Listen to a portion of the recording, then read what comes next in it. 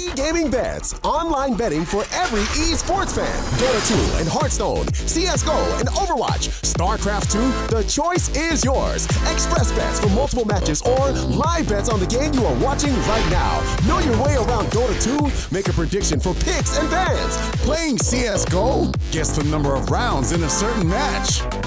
Daily quest for all participants and all the best choice of payment systems.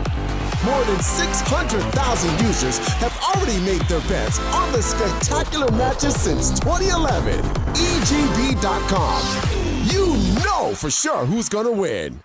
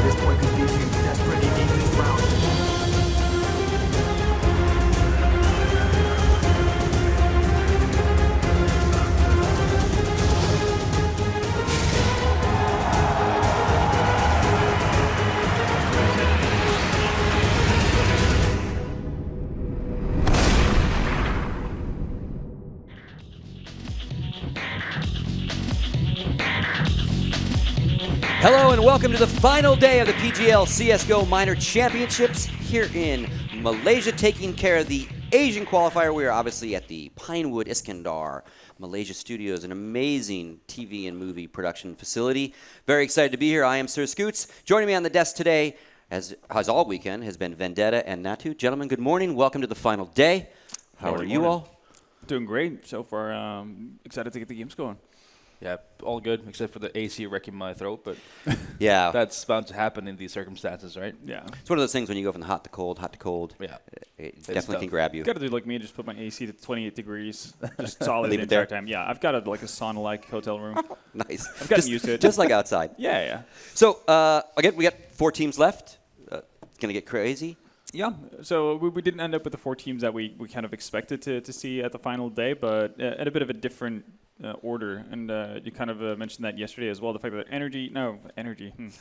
Wait, what? RNG, Renegades. Yeah, there we go. Renegades obviously coming out on top yesterday, doing well for themselves, already securing 1 spot in the main offline qualifier, which I at least personally thought TyLoo was going to grab first. Yep. So TyLoo actually, at the brink of going out early on because they lost to Vici for the first time in God knows how long. So yeah, quite a few unexpected results, at least in my head. And you can see on screen, folks, the 8 teams that started the whole process. So we've taken 2 teams out of each group. That top is Group A, the bottom is Group B. So TyLoo and Project came out of their group, and then Renegades and CyberZen came out of their group, as we kind of all predicted, but not necessarily in the order we predicted. Yep. That's for sure. I don't think any of us expected to be doing TyLoo this first match this morning. Yeah, no, I think that's probably the biggest surprise. Obviously, TyLoo, for me, being the clear-cut favorite going into it, with Renegades being, in a sense, a dark horse to TyLoo as to who would grab that top spot from this qualifier. And I definitely did not see Vici actually coming out as strong as they did, beating TyLoo 2-0. That was definitely out of the blue. I could have seen them picking up a fringe map here and there, but definitely not in the way they did it. So it's fun to see because it opens up the entire tournament by quite a bit. So excited to see where the final day actually takes us. And as you saw in that playoff bracket, folks, Renegade has moved all the way forward. So not only are they sitting in the finals for today, they've already booked themselves a trip to Atlanta for the final kind of qualification LAN, if you will, for the major. Basically, the way the system works with Valve's major and minor system is there's 4 regional qualifiers called the minors. So again, we're doing minor Asia. There's going to be one in Europe, in Bucharest. There's going to be one in the CIS region, and there's going to be one in North America. That'll each send 2 teams to the Atlanta qualifier. They will join the 8 challenger teams, if you will, which were the bottom 16 from last year's major. They will then duke it out. 8 teams will come out of that to then meet the legendary teams that don't have to do anything but come to the major again. So that's the top 8 from last major. Again, Valve is always tweaking the system. This minor system is a little bit more in depth than last season's minor system, so it's kind of nice. Again, we went from kind of a very invitee system of the majors to a full-blown, like, letting a lot of people get their new teams into the system. Yeah, it's great to have a development system, having new teams come in and having these opportunities to play this kind of tournaments. I mean, that's the only way you can become better, is to have the opportunity to compete, and this is what enables it. Yeah, and one of the star examples is obviously Renegades, who have already kind of secured a spot at for the main offline qualifier, but they started out by getting one invite to a tournament, so they had the opportunity to get matched with the better teams in the world, and they've just gradually taken steps as the years have gone by to the point where now they qualified for Pro League, they're doing well in North America and that type of thing. Obviously, slightly different lineup, but the idea is the same. They probably wouldn't be where they were today if they hadn't had the opportunity at some point, right? So even though that was done through invites, like the fact that you have the open tournaments or open qualifiers that can lead to this, that's obviously going to play a massive part for young people with hopes and dreams of becoming a pro gamer. Yeah. Oh, good. Yeah, I think this is way better than what we had previously, where it was like regional qualifiers straight into the major. I don't think that's the correct way, right? Yeah, no, I mean, it's fine having regional minors towards qualifications for the major. I think it's way better. So they'll have to duke it out within their region, and then have to duke it out against the best. Basically from everywhere. Yeah, and what I did mention is obviously even these teams, 6 out of the 8 had to qualify online even to get to here, so the process even started online, so a lot more teams were involved in that. And then as an ex-team owner guy, like, not only does it help young players get exposure but like new team brands, you got to pay the bills, so if you can get to these stages and get on some camera time and get your brand out there, then that really helps the business side of your organization. Definitely knock on doors and say, hey, we're up and coming, here's some stuff that we've done. Because if you never get on these stages, you never get on TV, so to speak, or streams, it's really hard to sell your brand. But I'd go as far as saying it's impossible. Yeah, near impossible, Pretty much, right? Yeah, because again, you can't show. You can't finance yourself on online play. Exactly. You've got to come to the big events. So let's look at the schedule for today. Obviously, we have 3 matches. Renegades sitting, waiting for the grand final, and we're going to start off with. Well, they're all elimination matches, basically. MVP Project taking on TyLoo will be our first match. Then we're going to jump into the winner of that will take on VG CyberZen. They're sitting waiting for the second match. And then obviously the winner of that one will take on Renegades. We are kind of in a double elimination system in the sense that it's almost perfectly traditional in the sense that the only advantage Renegade gets for not dropping any matches they'll start the veto process. Exactly, yeah. Right? In days of old, we would often play 2 best-of-3s, or they would win a map automatically. So this system is kind of a little more straight and narrow. Their advantage is, A, they didn't play as many matches, and B, they'll get that first veto, which can be really, really important depending on who you're going up against. And they're already qualified for the major qualifier. And they're already in, yeah. and the first place is $30,000, second place is $15,000, so they're already guaranteed at least $15,000 for their troubles. Not bad at all. Not too shabby. So let's kind of start talking about our first matchup. Again, MVP Project TyLoo. Looking at some stats on them, they've they played here, right? So bringing everyone up to speed, they played Dust 2. 16-8 was the score on that, in TyLoo's favor. Yep. In previous last 3 months of LAN play, Project has a 2-1 record over TyLoo right now. So now I guess they're kind of even. Yeah, they're kind of in that sense. With that said, I would still hold TyLoo as pretty big favorites going into this. It's a best of 3 as well, so they're going to have chances to mess up and still, redeem themselves after that point. So TyLoo for me is still big favorites going into it. That said, we talked about the fact that MVP, they themselves boast that they have a pretty big map pool, and every night they tell us exactly. Yeah, Ken is persistent in mentioning this. And for the better part, it hasn't really come to fruition when we've seen them play. But I think versus TyLoo, it, funnily enough, kind of works out to the in a way where they do end up at a pretty decent map pool for for themselves. Yeah. Simply because they have their clear-cut vetoes. Same thing goes for TyLoo, but the way those vetoes that they always have work out, that actually leaves MVP in a pretty nice and cozy situation where they're guaranteed to get at least 2 out of the 3 very comfortable maps for themselves. Well, let's go ahead and take a look at the TyLoo roster, and have you walk us through them, Vendetta.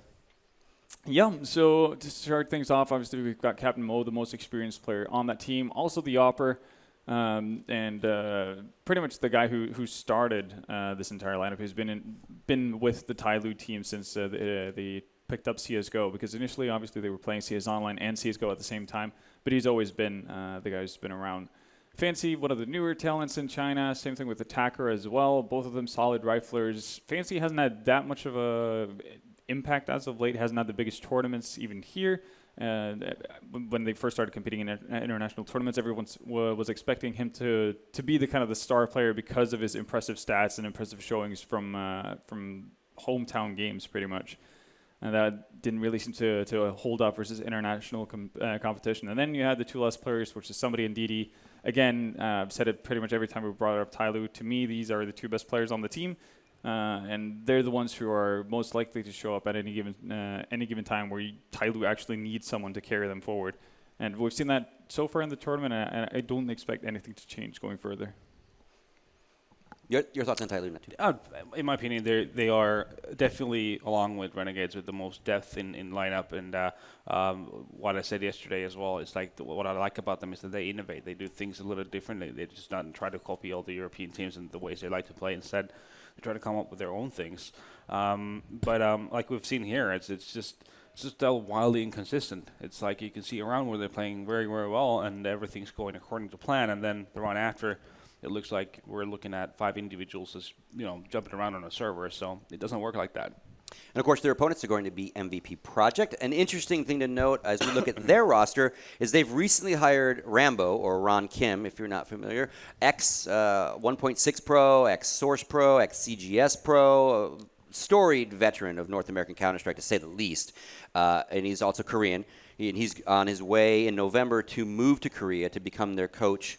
I know he's been doing a little bit of remote help for them and kind of watching demos and talking to them about stuff. So I think that's a really, really exciting thing. We've got a North American legend going to Korea to help a Korean legendary brand in our favorite game. So that's really, really cool. I hope it works out really, really well for Ron and the gang. That's for sure. The great thing for MVP is that they have the facilities, the resources, everything to kind of build a successful team in any game, basically. They'll do everything in order to have that. I think it's a great addition for sure. MVP in the last 6 months, if we compare to what we saw in the previous minor in South Korea, I mean, they were clueless at the time. Now they look like a Counter-Strike team. So yeah, at least at times. They've definitely gone further. It's still a lot of work.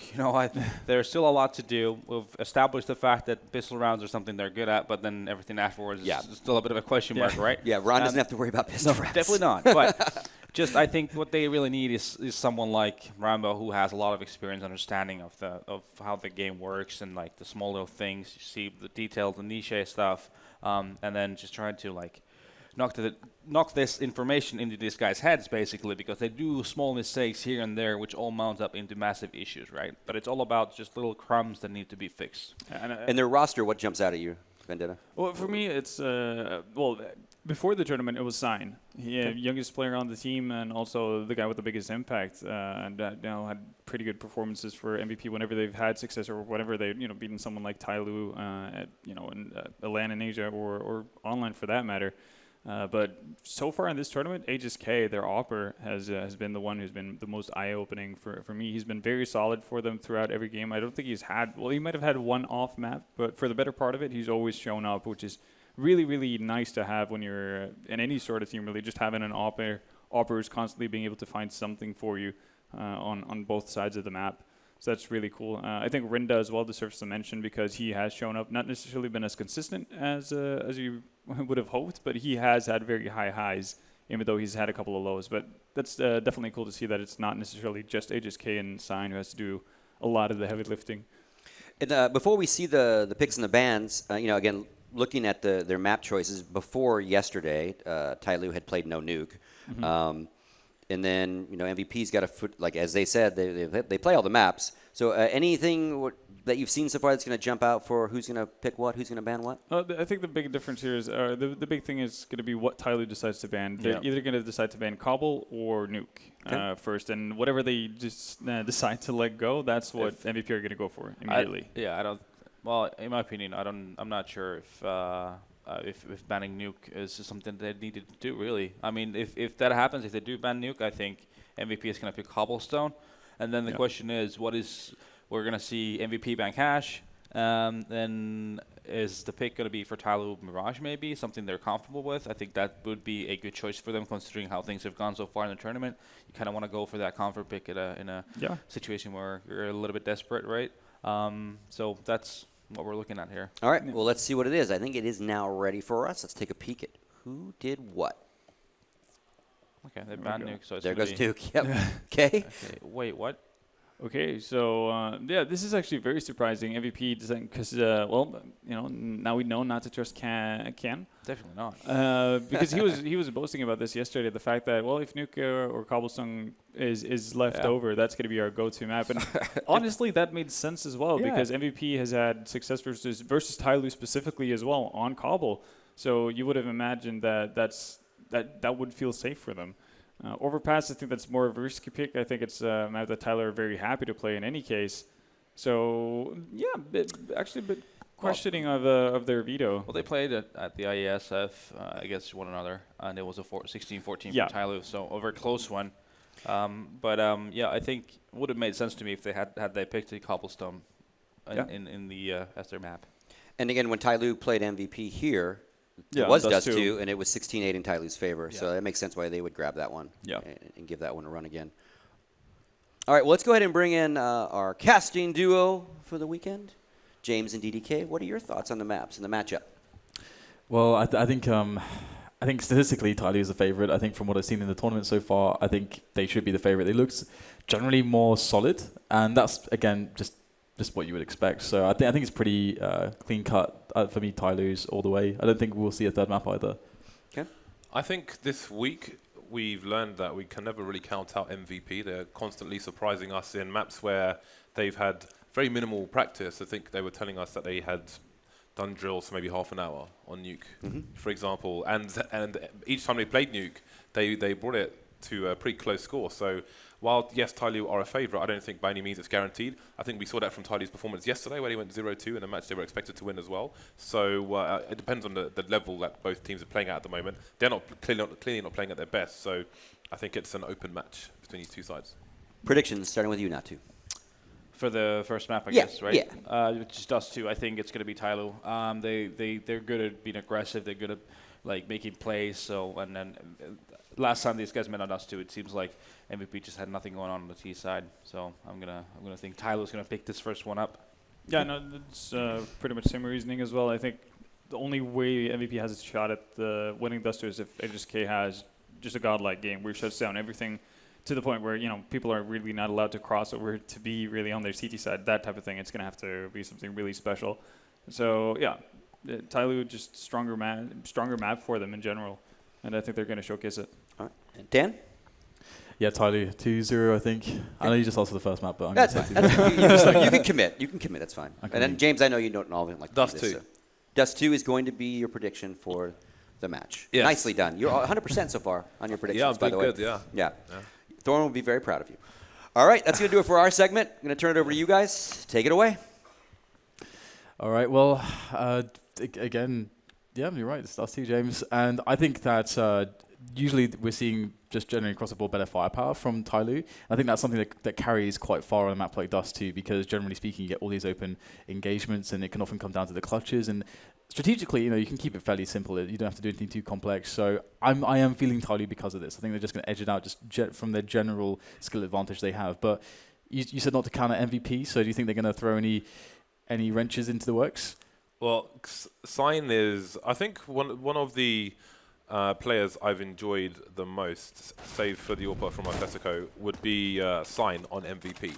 He's hyper-aggressive, And if he has good timing, then he could really cause some problems for TyLoo. And if he causes them in key rounds, if he makes his way through Dust 2 early on in the round, for example, and they don't have anybody there because they're taking long, then maybe he can get his team into a good position and take TyLoo by surprise. And again, if their economy is in a place where they are vulnerable if they lose a round, then you never know where this map could go. So I'm looking for Sign to get some aggressive picks for his team on the T side, where they will be starting. TyLoo will be on the defense to begin things over here. And let's not forget, HSK has been putting in good work so far this weekend with the AWP. So being an open map, there's work for both sides to do.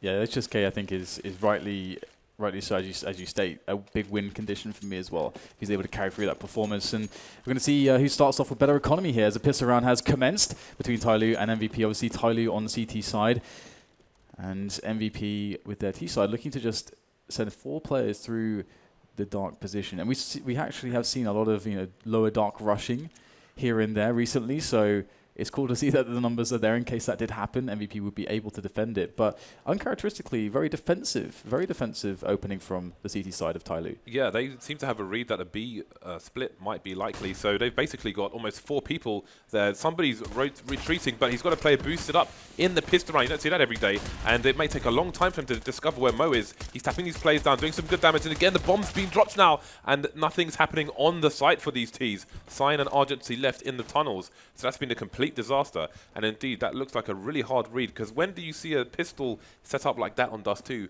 from the CT side? I don't think I've ever seen that before. That looks like a pure hard counter, yeah. They must have been watching the demos. And something that was highlighted is that MVP have pistol rounds, but in so far as that statement goes, you have an expectation then. There's the expectation that they're going to run stuff. And because some teams, they can be a little bit random. Sometimes maybe they'll throw in something funky, but usually it's going to be somewhat of a default, so they can kind of react to the situation and play on the fly. So you're not predictable. Whereas, of course, MVP, maybe that's a problem. Maybe they have these cool pistol rounds, but if you, like we were talking about yesterday, if you eco 100% of the time, you become predictable. So that's clearly something that TyLoo were able to capitalize on. And now they start off with great economy, and there are deagles out, but TyLoo should be fine here. It's hard to get anything done in an eco on this map. MVP, extremely passive start. Sign is outside the entrance to B. Sound is outside the entrance to long. They've got double peaks in both areas. And I think they're going to be camping for a while. They're prone, Dan. That's like a state of defeat. And they're prone. They've got the little tripod out. And they're waiting for the CTs to advance. They're just giving TyLoo opportunities to make mistakes here. This is a good play. And you do wonder if we should see more of this kind of thing, because there are some people, some players who may have itchy feet, may be somewhat impatient. So if you can capitalize on that simply by sitting around, then maybe you get that aggression. Fancy, so far so good, holding down things in the B tunnel. That's a common place behind that pillar where T's stand, normally when they have a buy, just in case there's any aggression. Helps them avoid getting flashed by CTs, but it seems TyLoo, you're not going to be waiting anymore. Somebody flanking top mid now.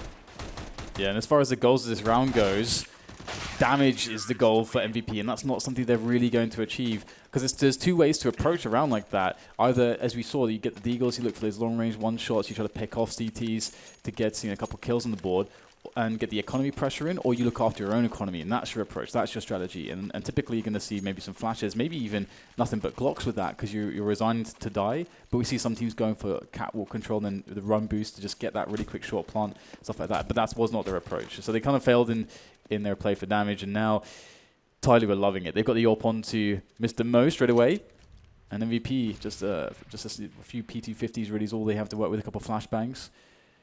And ooh, that nade could have been so much more. Interestingly, Mo's rotated all the way to the A site. That is quite the spray down. From range of a UMP as well, lovely stuff.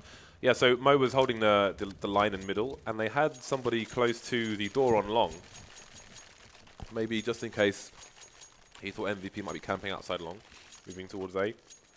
Anyway, nice clean up, money made by TyLoo. And again, if you weren't tuning in yesterday, if MVP lose the pistol round, then from what we can see, 100% of the time, they double eco, which will pretty much every time give their opponent a very nice economy, especially on the CT sides, This isn't a map necessarily where you'd want to. Well, never mind that. I mean, the point is 100% of the time, their opponents are gonna have a very strong economy going into this round. Stronger than it might be. Anyway, MVP. Gonna have HSK on AWP and T-Spawn. Slow start from them. Sign holding angles outside along. They've got lower tunnel Rinders just keeping an eye on any B push. Minute 20 here. Precautionary flashbangs, always good to see. Yeah, it's really important to try to clear out the CT that could be close to the doors. It's just free information for the CT side if you have that situation. Also a quick flank if you decide to run an A split. There's just so many options that are very positive for the CTs if you don't push them back in that area. It also means that if you want to actually double back into a B split, it's much more viable if you've previously cleared out that spot. And TyLoo, they right now have pretty decent positions to kind of deal with anything towards B or A. They have fast rotation times. And pretty much the bulk of the push is just towards Catwalk. So this has to work right now for MVP. They have to get the opening kills. We get the drop here from a couple players to pressure Mo on the AWP. Can he survive here? He picks up one kill, but in comes the attacker from CT spawn. And that's the fast rotation I was talking about. And now there's problems here for MVP because the bomb's stuck on the site. Still needs to plant. The late flank kin from Sign. The two-man spray down. That's unbelievable. He was camping there for ages. Indeed, the bomb is on the site, and Fancy is very much out of position. That Molotov will expose his position. He will stop the bomb from going down for the time being, though, so there's potential here. The bomb's still not down. 12 seconds left. Definitely needs to get planted, and the bomb's on the ramp at the moment. Finally, HSK coming in. That was going a bit worrisome. Good play there. And it's interesting. Fancy can still clutch this because they're both heavily tagged, these Ts. There's one. Can he get the trade frag? Yes, that was very awkward for all concerned. But indeed, MVP will get their first round on the board. Yeah, Sign survived 6 points of health. That is very, very little. But he does manage to make it happen in the end. And this is a round, though, that they have to convert. And they lost 4 players, so they don't really have much money to play with. Luckily, though, the AWP was saved. It's going to be dropped to HSK. And it doesn't look too horrendous, but 3 UMPs. It's actually kind of worrying on Dust 2. On some other maps, it may not be nearly as worrying, but on this map, we have much bigger ranges. We're always talking about damage fall-off, and with the UMP across the longer ranges, your damage fall-off is pretty dramatic. So we'll have to see what they go for. And smartly, the damage fall-off won't really be a factor if they do go for the B push, as the ranges are close to medium most of the time. So and it does seem like that's what they're interested in, but will TyLoo work that out in time? Because TyLoo are playing very passively, so they can't get the information ahead of time. And there's only one man on the site at the moment, and it's DD. Conga line is real. No time for the Molotov to come out now. They are spreading like Zerg creep. That is an open B bomb site. Nice angle from Fancy. Is he gonna? How far is he gonna go? Oh, that's a meaty grenade. And his team are pretty far back. You do wonder if TyLoo might go for a save in this situation. Got Mo rotating towards the tunnel, but HSK is waiting for him. He's got a very nice angle, and indeed he'll walk straight into that. And surely they're gonna go for the save now. Somebody's still on the A site, and yep, TyLoo are going to abandon. Really, they're at very big disadvantages going for retakes in that situation. I mean, it's also kind of strange as well if you have a very hyper-passive setup that you don't have 2 players towards B, because that's basically one of the big dangers, right, is that you can just get completely crushed if a push does come in. Because if you're going to play a bit spread out, you want to try to see if you can get some information somewhere. But MVP, just with the right round at the right time, and TyLoo with the save. I mean, they did have a decent economy despite them having not many rounds so far to actually build money. They had when they were winning rounds, they were surviving with a lot of players, so they're going to be pretty happy to get the drops in here. Just for the players at home of Dust 2, on the T side, you may note that most of the time in professional matches, they won't smoke the window, they'll only smoke the door. It's actually easier for the CTs to get through the window if there's a smoke there. With a pop flash as well. I once smoked the window, and then Hiko said, "You never smoke the window." Yeah. Lesson learned. Yep. Absolutely. It's a good thing to know. And I like this from TyLoo, just a small pressure here onto the lower dark area. And typically with the timings of the terrorist default rounds, you will be able to catch somebody before you get attacked in the close range there. But the grenades, very diligent here. This is a part of the metagame. You'll see a lot of teams putting the nades out there to get rid of the AWPer. I love how Fancy is staying out there, but got to be very careful here. They would have heard him move back as well. Yeah, and they've got the trades potentially set up also for his position, and they are so aware of it, but still, the challenge comes out with no flashbang or anything, and that is going to be a frag for Fancy. He will not miss the shot. Response, though, from Argency, pushing the double doors, claiming a frag back for the 4 versus 4. Is it going to be the B split? No one's in a tunnel for MVP, so no, they may be opting for the fake. Fancy holding the high ground, expecting a boost. Oh, what is going on? What is that? Can somebody... I don't know that. What was he doing? That's unbelievable. We'll come back to that in a second. There's an advantage for the CTs, which has disappeared now, 3 versus 3. Ooh, Fancy doing what he can. Jumping AWP, please tell me that doesn't work anymore. Nice shot there from HSK. Both CTs, they're really in an awkward position now. The crossfire is here for the Ts, and that's going to make life very difficult indeed. They seem committed for it though. HSK's got the angles. They will come in one by one. This is the shot, jumping.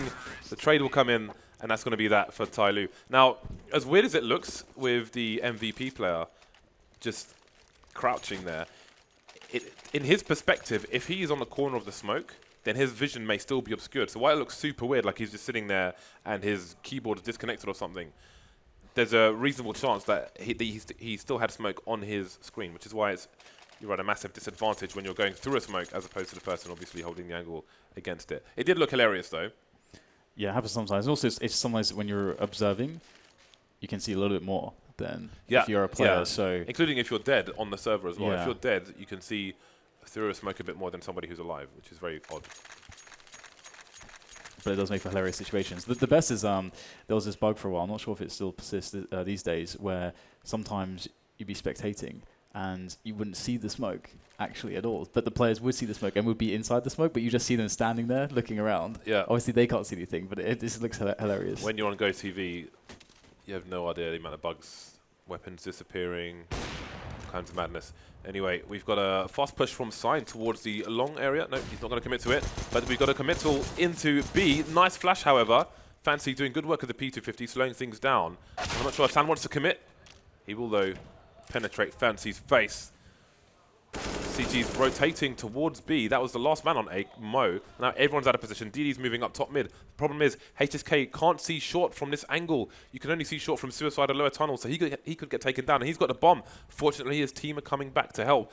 But Sign is extremely heavily tagged. DD's seen him as well. This should be a free kill for DD, especially with a CZ. Lovely stuff. And now HSK is still in T-spawn. Not going to know what's safe. Can he push long? There's a player there.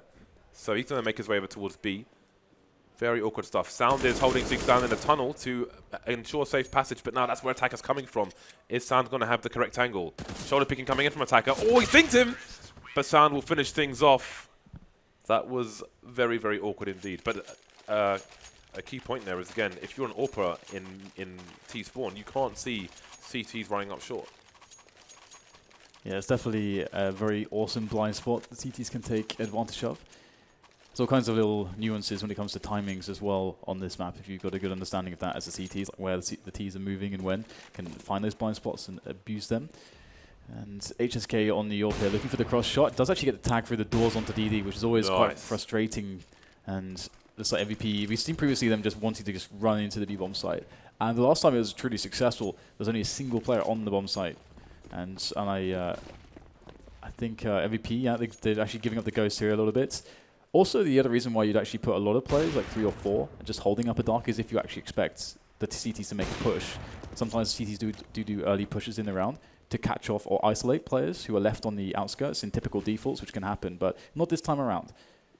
Instead, MVP back towards long, and it looks a bit more like a regular default here, but I think they're probably thinking about the A split in this round. We'll have to see, though, because typically you expect the responsible T side to get the information and then make the play, but sometimes teams just like to just go blind and say we want to A split now regardless of any information we have not collected. MVP keep moving up short with no flashbangs, which is extremely weird because it's very standard for the Ts to take short every round. So it doesn't give too much away, maybe depending on the time.